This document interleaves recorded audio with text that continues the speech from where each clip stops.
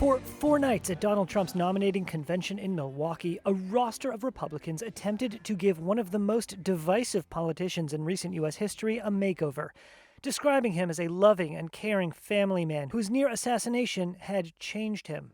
I am running to be president for all of America.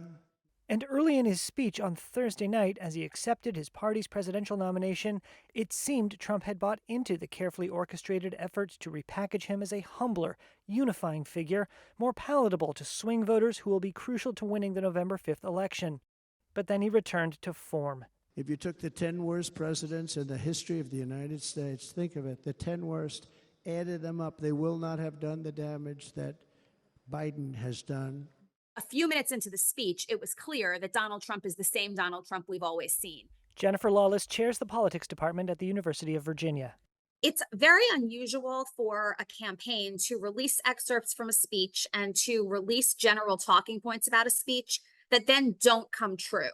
And the idea that Donald Trump was going to be this changed figure, the idea that Donald Trump was going to send a unifying message, the idea that this was not going to be a speech like we'd ever heard before, was what was out in the, among talking heads all day yesterday.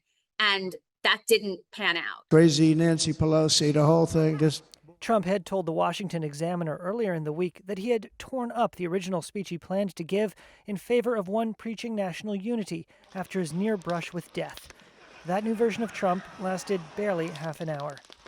Although Donald Trump said that he wanted to be the president for all of America, he bashed Nancy Pelosi, he bashed Joe Biden, he bashed illegal immigrants, he bashed immigrants, he bashed transgender athletes.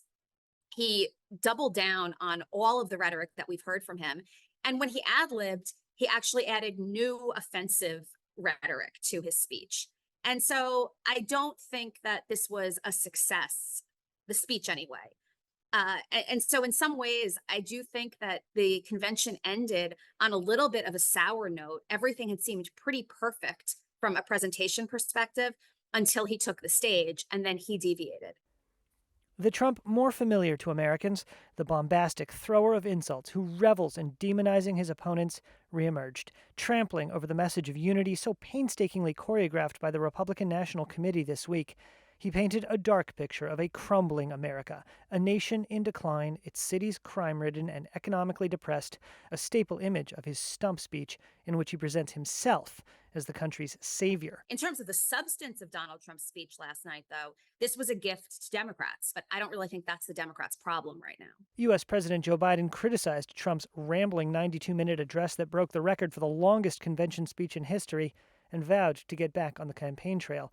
The president was sidelined by COVID-19, but he's facing unrelenting calls from within his own party to step aside as a candidate, as Fallout continues to roil the party following Biden's shaky debate performance last month.